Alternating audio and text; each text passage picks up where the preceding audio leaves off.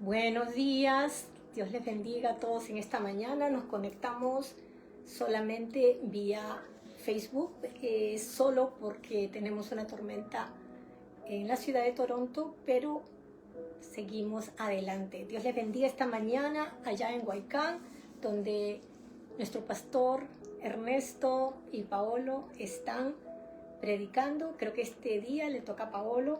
Paolo, Dios te use grandemente. Se derrame el Espíritu Santo, vidas sean transformadas, vidas sean tocadas para la gloria y la honra del Señor. Saludamos a nuestra iglesia acá también en Toronto y vamos a estar orando por dos personas. Tenemos a Guido Montaro y a Manuel Magán, ambos con enfermedades, y oramos al Señor por Guido Montaro, por la salvación de su alma, para que toda la familia venga a Cristo, para que el Señor lleve esta alma preciosa al trono de gracia y misericordia. Todo lo que le tienes reservado, Señor, para Guido Montaro, Él lo pueda recibir. Oramos, lo levantamos en oración delante de tu trono de gracia y de misericordia, y sabemos que tú, Señor, harás tu perfecta voluntad. También oramos por Manuel Magán. Señor, haz tu voluntad en la vida de Manuel Magán, llénalo de tu presencia, tócalo, revélale quién tú eres y haz tu voluntad perfecta de salvar su alma. Te damos gracias porque tú eres un Dios fiel, poderoso, y tú eres el único que recibe toda la gloria, toda la honra. En esta mañana, mientras todos se van conectando, quiero anunciar rápidamente que estamos de ayuno, 21 días, hoy día es nuestro día 7, pero hoy quiero mencionarles rápidamente que los que quieran juntarse o unirse al ayuno, nosotros hemos empezado el 19 de enero y vamos a estar hasta el 8 de febrero y vamos a estar orando por la iglesia, porque a esas cadenas caigan, todo yugo de impiedad sea quebrantado. Oramos por la libertad de nuestras vidas, de nuestras familias. Queremos que nuestro Dios sea el único que sea exaltado en nuestras vidas. En esta mañana queremos recordarles de que en este ayuno tú puedes poner tus peticiones personales. Me imagino que cada uno tiene cosas muy profundas que no se han podido romper durante muchos años y estamos en este ayuno clamando a nuestro Dios como iglesia, pero también para que todo aquel que necesite un milagro, este es el tiempo. Es un arma poderosa. No es que vamos a sobornar a Dios con un ayuno, pero es un arma espiritual, ayuno y oración. Amén. Dios les bendiga entonces y vamos a entrar a nuestro tema de hoy. Quiero darle la bienvenida al Espíritu Santo. Gracias, Espíritu Santo. Gracias por tu presencia. Enséñanos en esta mañana tu palabra. Revélanos, Señor, todo lo que tú tienes para nosotros. Muévete y toca vidas. En el nombre poderoso de Jesús. Amén. Vamos a ir al libro de Efesios y habíamos visto la semana pasada el plan de Dios. Maravilloso, lo vimos. Y el día de hoy vamos a estar hablando del espíritu de sabiduría y de revelación. Así que también quería mencionarles que la semana pasada estuvimos viendo que el plan de Dios, cuando oraba Pablo, el plan de Dios lo dice claramente, es someter todas las cosas bajo la autoridad de nuestro Señor Jesús. Y todo el mundo, todo ojo en los cielos, en la tierra, debajo de la tierra, confesará que Jesús es el Señor. Y este es un gran plan que Dios tiene para todos nosotros. Ahora, vamos a ver, yo les voy a leer en la palabra de Dios para todos, si es que lo ven un poco diferentes por eso. Efesios 1, capítulo 1, 15, vamos a estar leyendo del 15 al 23, pero en este momento vamos a leer del 15 al 17. Y Pablo, vamos a ver cómo Pablo ora por la iglesia de Éfeso de una manera muy particular.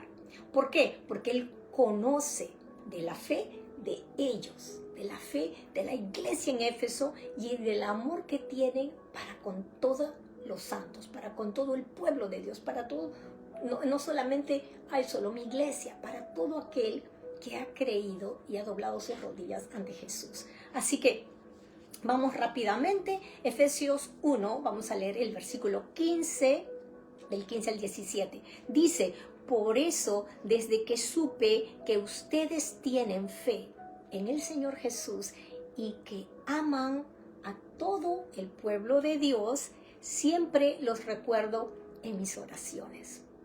Miren lo que causa el saber que un pueblo tiene fe en Jesús y que ama a todo el pueblo de Dios. Él los recuerda en sus oraciones, dice el versículo 16, siempre los recuerdo en mis oraciones y ruego a Dios por ustedes.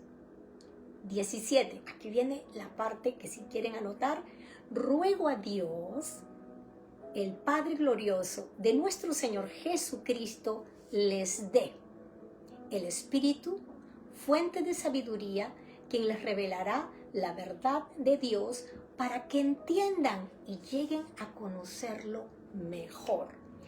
No hay otra manera de conocer a nuestro Dios si es que no tenemos el espíritu de sabiduría y de revelación. Entonces, cuando Pablo ora para que Dios les dé el espíritu a estos creyentes de sabiduría y de revelación, está haciendo una oración ferviente. Quiere que ellos lleguen a una plenitud. Entonces, vamos a ver qué significa el espíritu de sabiduría. Yo te voy a leer nuevamente Efesios 1:17 en la Reina Valera contemporánea, que dice: para que el Dios de nuestro Señor Jesucristo, el Padre de gloria, les dé espíritu de sabiduría y de revelación en el conocimiento de Él. Espíritu de sabiduría es la capacidad divina para aplicar la verdad de Dios a la vida cotidiana. Ojo, no es una capacidad humana, es la capacidad divina. No estamos en la sabiduría del intelecto humano, que si yo me pongo a estudiar algo, aprendo, pero es información, es data que me queda.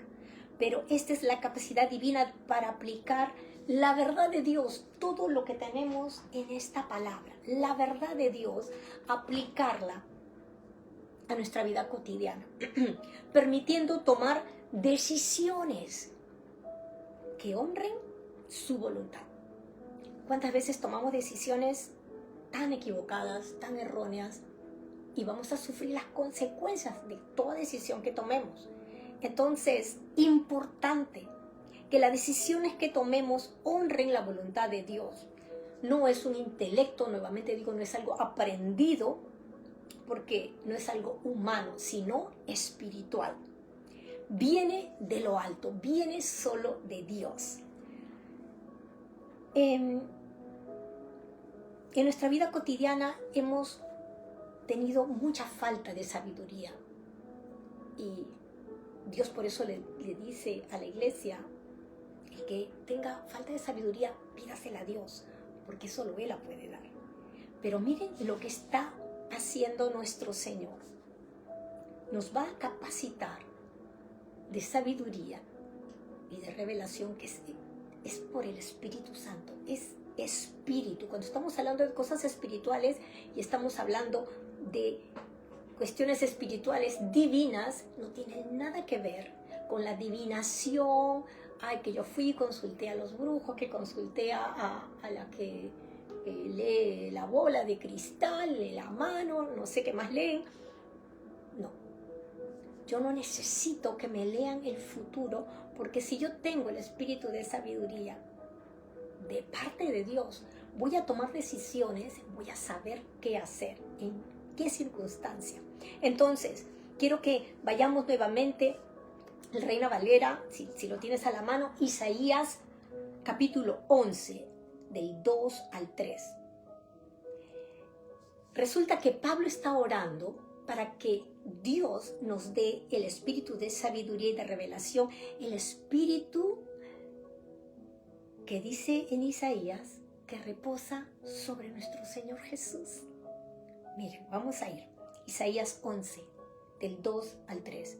Sobre él, Jesús, sobre él reposará el Espíritu del Señor, el Espíritu Santo, el Espíritu de sabiduría y de inteligencia, el Espíritu de consejo y de poder, el Espíritu de conocimiento y de temor del Señor. Versículo 3, su deleite será temer al Señor, no juzgará según las apariencias, ni dictará sentencia según los rumores. El espíritu de sabiduría nos lleva a deleitarnos en el temor del Señor. Nos lleva el espíritu de sabiduría a poder querer complacerlo. Es mi deleite que todo lo que yo haga, que todo lo que yo piense, que todo lo que yo hable, honre al Señor. Lo tiene presente en todo momento. El espíritu de sabiduría no nos va a permitir guiarnos por las apariencias. Cuando estamos jóvenes y buscamos un joven, nos enfocamos en la apariencia o en lo lindo que habla o cómo canta, y qué hermoso cómo canta, o qué atlético, uy, qué fuerte.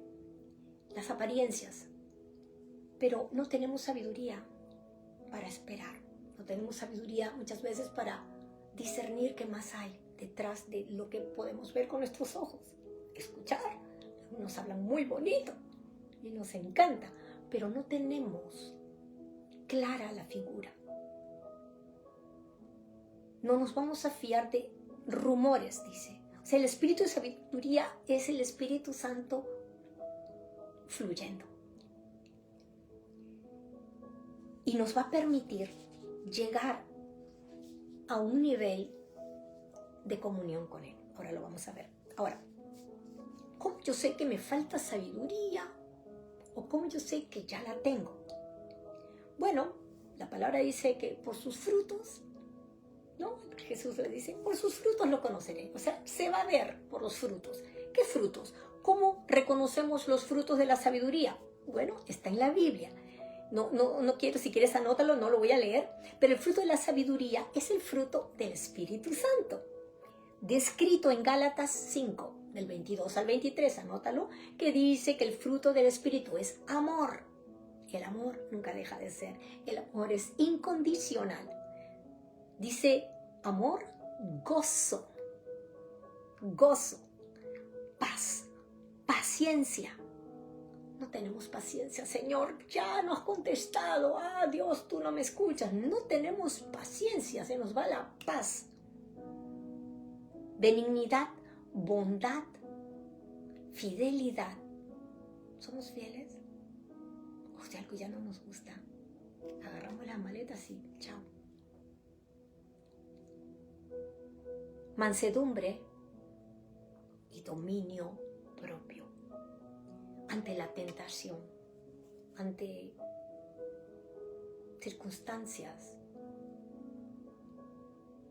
que podemos dar a rienda suelta porque nos lastimaron, no tenemos dominio propio.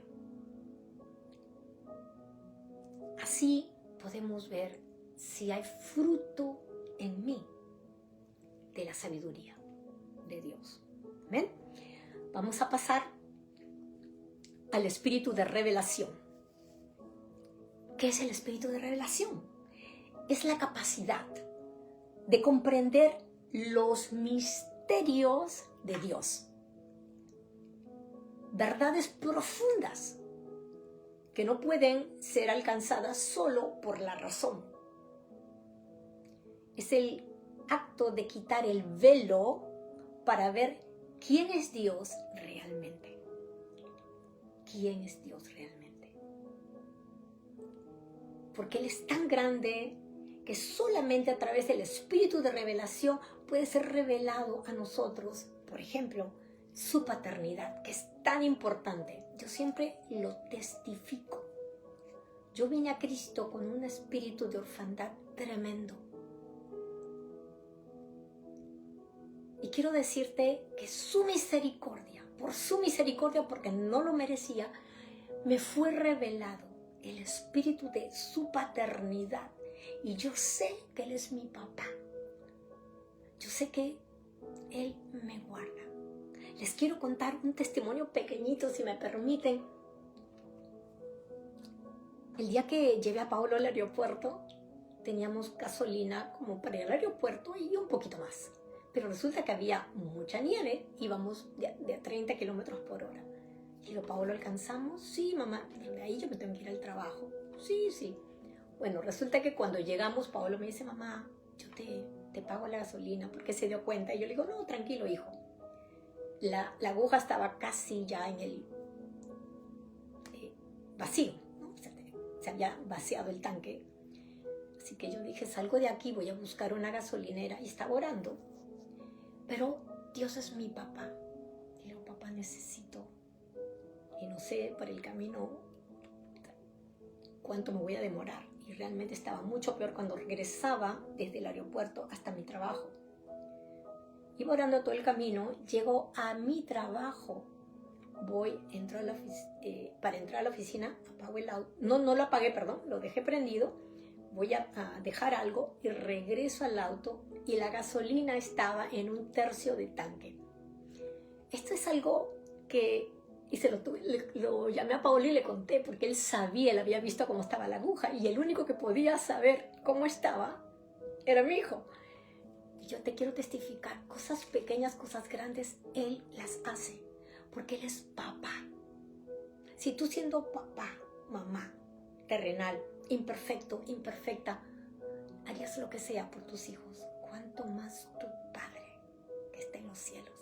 Pero es una revelación que solo el Espíritu Santo te lo puede dar. Bueno, ahora sí, volviendo, pero quería darte este testimonio.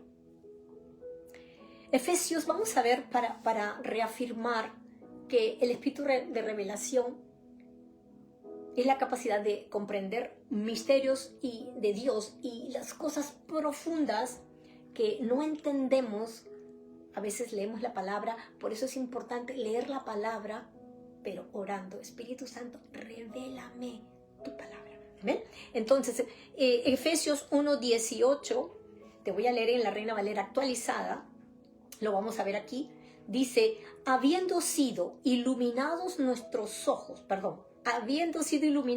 ojos de su entendimiento, para que conozcan cuál es la esperanza a la que los ha llamado, cuáles las riquezas de la gloria de su herencia en los santos. Qué hermoso. El espíritu de revelación tiene que ver con que nuestros ojos sean iluminados, sean abiertos al conocimiento, dice aquí, para que conozcan cuál es la esperanza a la que Dios nos ha llamado y cuáles las riquezas de la gloria de su herencia. Si somos hijos, tenemos una herencia de Él. ¿Sí? Entonces la revelación alumbra, ilumina los ojos de nuestro entendimiento. ¿Y entonces qué es nuestro entendimiento? Vamos a ver. En esta parte de la Escritura, cuando habla el apóstol Pablo de entendimiento, que sean abiertos, que sean iluminados los ojos de su entendimiento, se está refiriendo a la palabra griega dianoia, que quiere decir la mente, como una facultad para entender, sentir y discernir. No solamente intelecto, la mente como la facultad de entender y discernir. El entendimiento es el que separa, distingue y ordena los pensamientos. Ordena tus pensamientos porque empieza a discernir, empieza a poder entender y sentir de una manera profunda.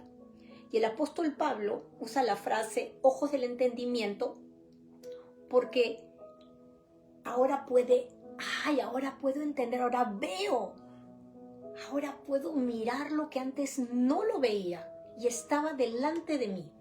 ¿Alguna vez te ha pasado que estás leyendo la palabra y cuando te es revelado algo de allí, dices, pero si yo leí esto cuántas veces, ahora me fue revelado y lo ves de una profundidad tan maravillosa? Entonces, en este versículo 18,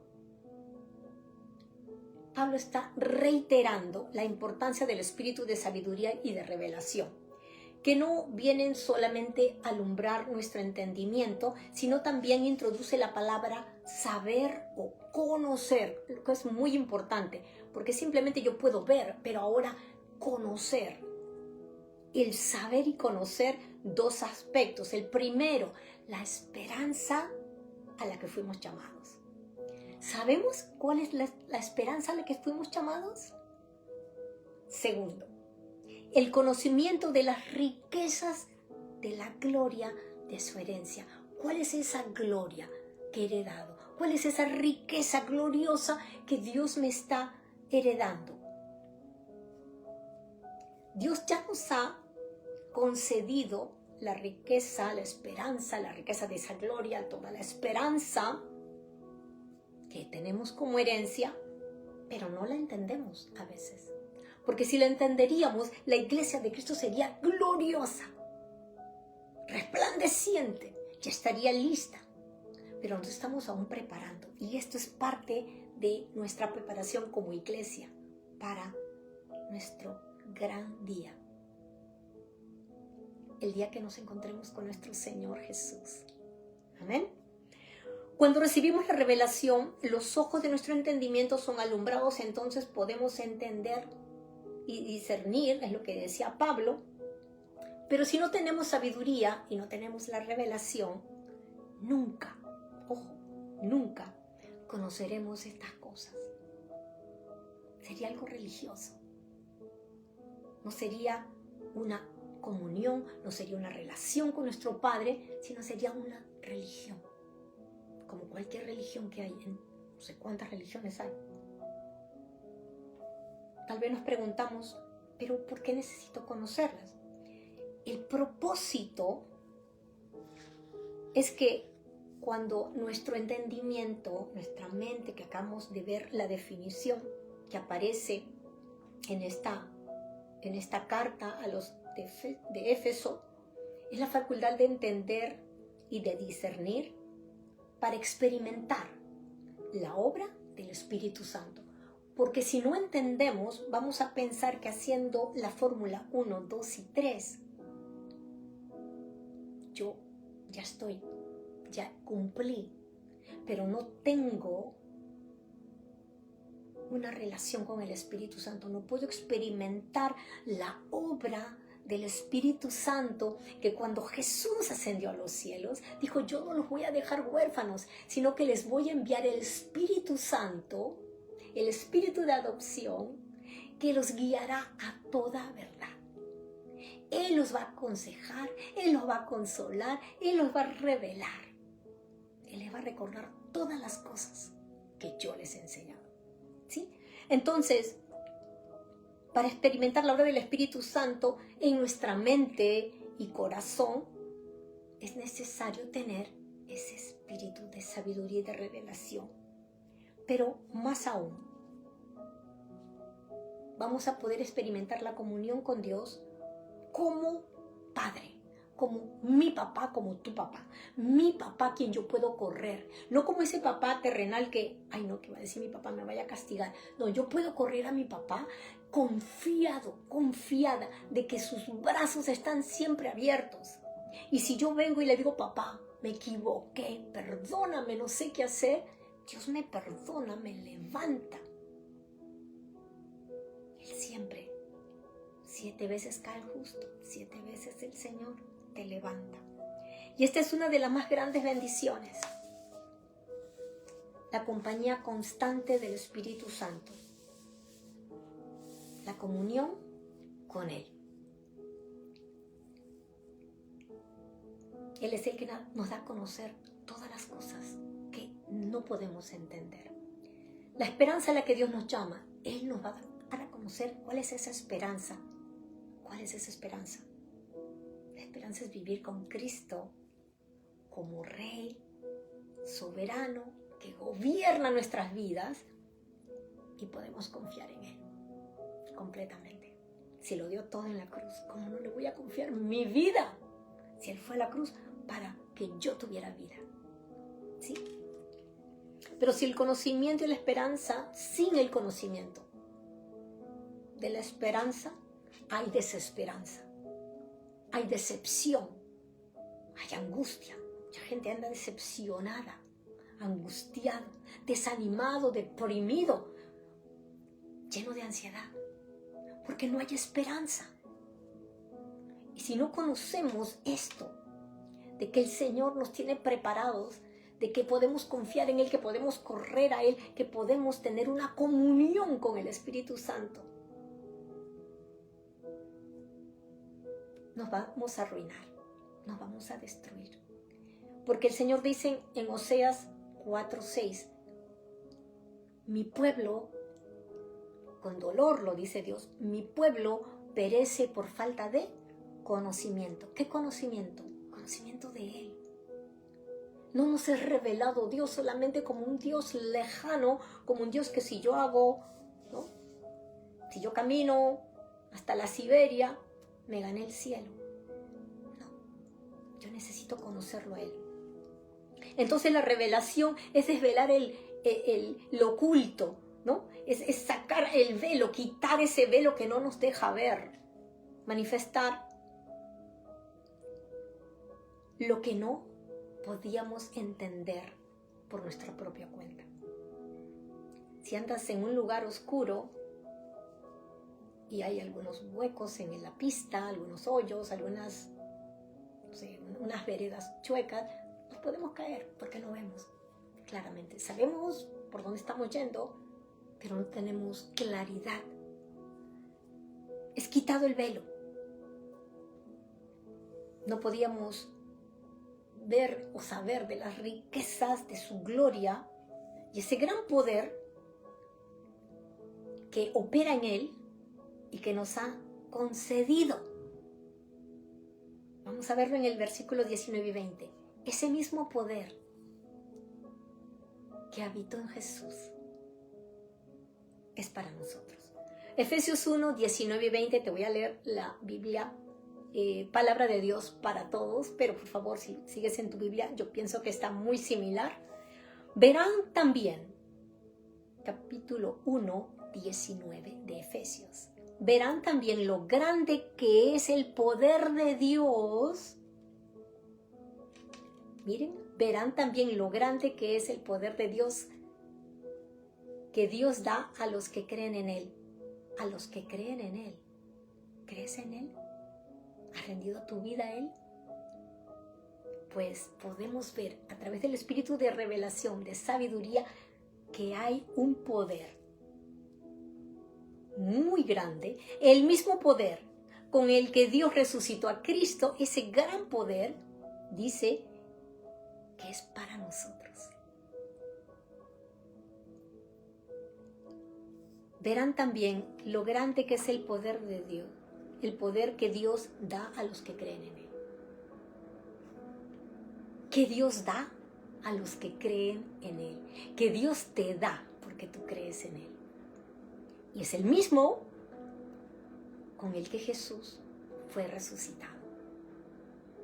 Y dice aquí el versículo 20, con el que Dios resucitó a Cristo de entre los muertos y le dio derecho de sentarse a su derecha en el cielo. Ahora podemos entender entonces cuál es que la misma magnitud del poder de Dios que actuó para resucitar a Jesús, ese gran poder de resucitar, estamos entendiendo, resucitar. Solo Dios puede hacerlo. Y ese mismo poder está disponible para los que creemos en Él. Aquellos que hemos confesado el nombre de Jesús como nuestro Señor, como nuestro Salvador. Aquellos que hemos rendido nuestras vidas sabiendo que sin Él nada somos. Seguimos, porque esto se pone mucho mejor. Efesios 1, 21 al 23. Dios ha puesto a Cristo por encima de cualquier gobernante, autoridad, poder y dominio, tanto en este mundo como el que ha de venir.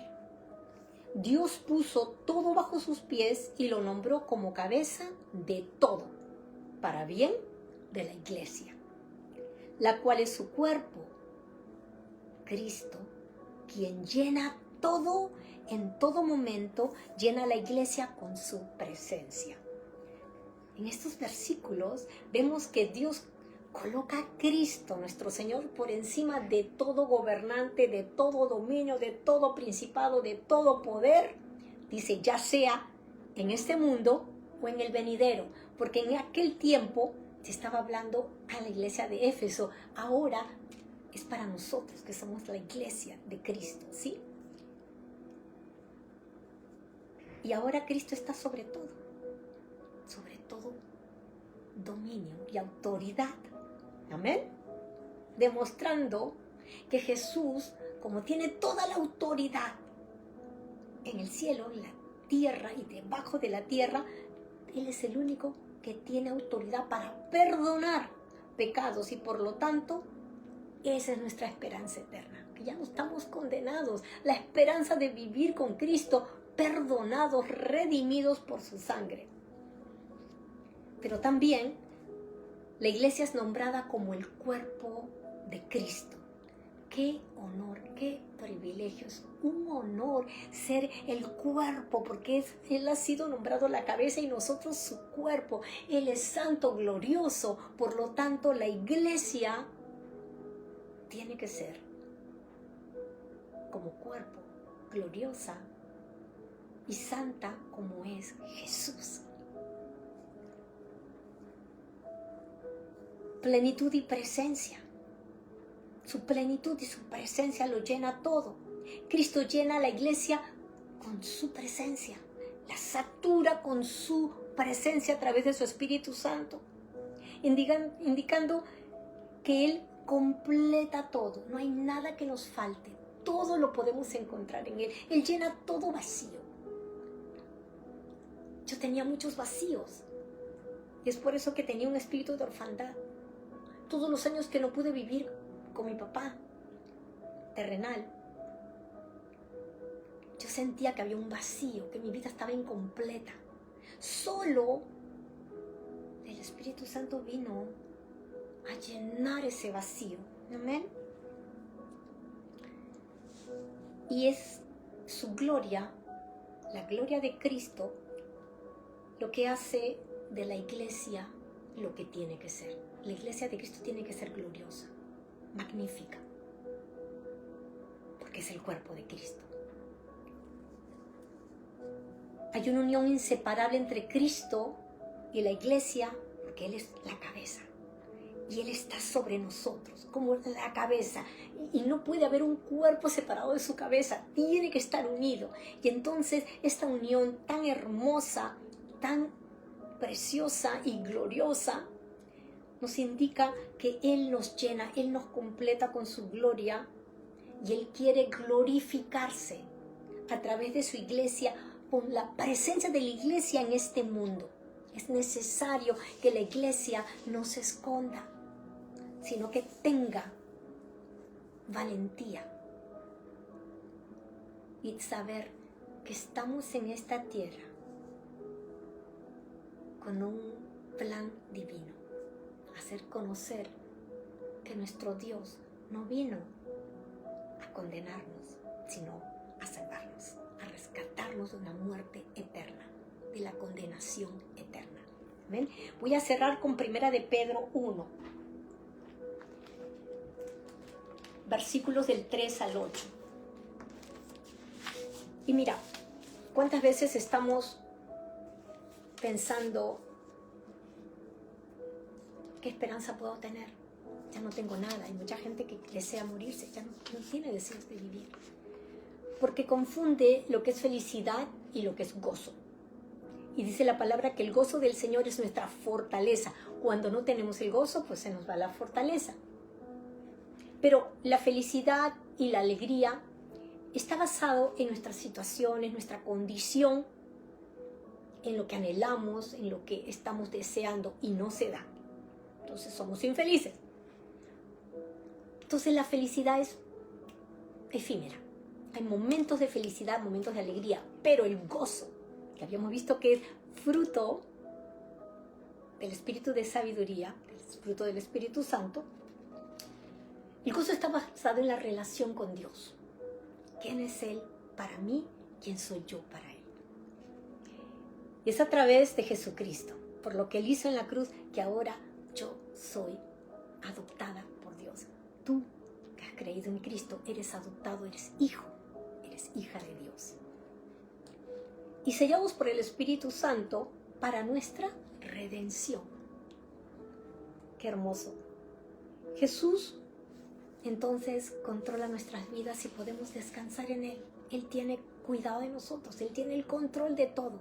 Aunque a mí no me parezca, aunque yo no lo vea, tengo que confiar que Él es el que controla mi vida, porque yo le he dejado mi vida en sus manos.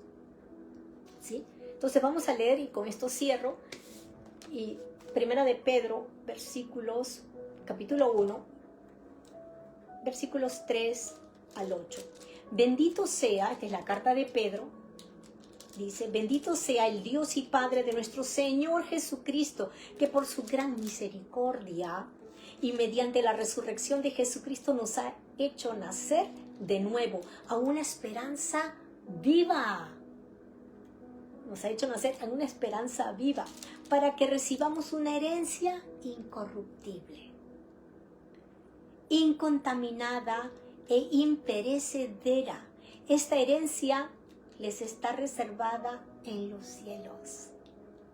A ustedes que por medio de la fe son protegidos por el poder de Dios, para que alcancen la salvación, lista ya para manifestarse cuando llegue el momento final. Esto es causa de regocijo, dice el versículo 6.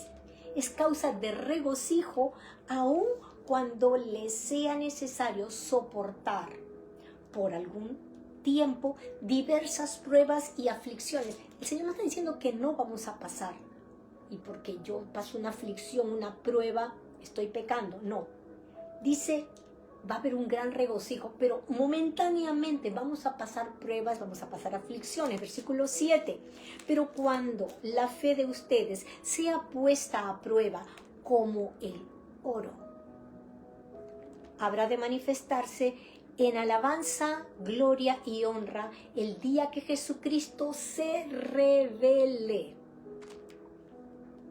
El oro es perecedero y sin embargo se prueba en el fuego. Y la fe de ustedes es mucho más preciosa que el oro. Lo compara que nuestra fe vale mucho más. Hombre de fe, mujer de fe, esa fe que tienes vale más que el oro. 8. Ustedes aman a Jesucristo sin haberle visto y creen en Él aunque ahora no lo ven, y se alegran con gozo inefable y glorioso. Hermoso lo que Dios nos está revelando esta mañana. Vamos a orar. Yo le doy gracias al Señor por este tiempo en su presencia. Gracias, Espíritu Santo. Yo te pido que toques cada vida, que esta palabra que ha sido predicada, Señor, abra todo velo de nuestro entendimiento, que nuestros ojos sean iluminados para ver y entender. Tengamos la sabiduría de lo alto para conocer la esperanza viva, la gloria que tú nos estás dando como tu cuerpo, como tu iglesia. Lo más hermoso, la comunión con tu Santo Espíritu, conocerlo a Él, que Él nos aconseje, que Él nos revele, que Él nos consuele. Gracias, Padre. Yo te bendigo, mi Señor. Bendigo a todos aquellos que se conectaron esta mañana. Y te pido que si tú no tienes a Jesús como tu Señor y Salvador, este es el momento que le pidas perdón a Dios por todos tus pecados y tú le confieses, Señor, yo te recibo como mi Señor y Salvador. Jesús, creo que fuiste a esa cruz y diste tu vida por mí. Tomaste mi lugar y ahora yo puedo ser libre porque te llevaste toda mi condenación. Si haces esta oración, pidiéndole perdón al Señor, reconociendo a Jesús como tu Dios y tu único Salvador, tú tienes entrada al cielo y eres hijo de Dios, hija de Dios. Dios te bendiga si esta prédica te ha dado luz a tu entendimiento, si te ha abierto el velo. Por favor, compártela. Dios te bendiga.